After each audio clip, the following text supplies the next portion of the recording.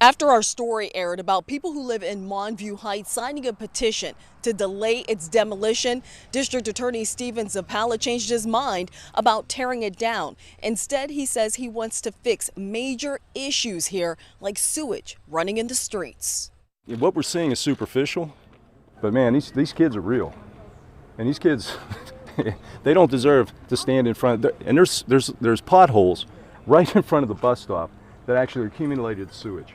Wow. And these kids are standing there waiting to catch a bus.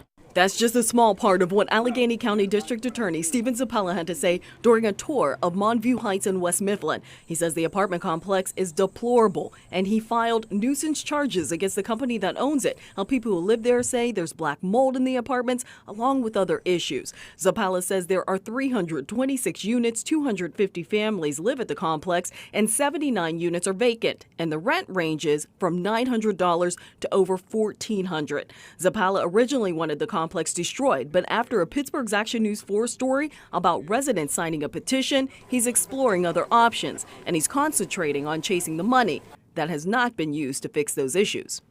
These are HUD subsidized. The number that I saw coming from the HUD subsidy is $233,161 a month approximately, and that varies depending upon the number of persons who are tenants.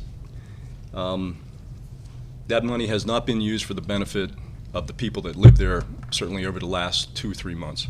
Zappala says the first thing is making sure people who live here are safe. Reporting in West Mifflin, Jandy Chapman, Pittsburgh's Action News 4.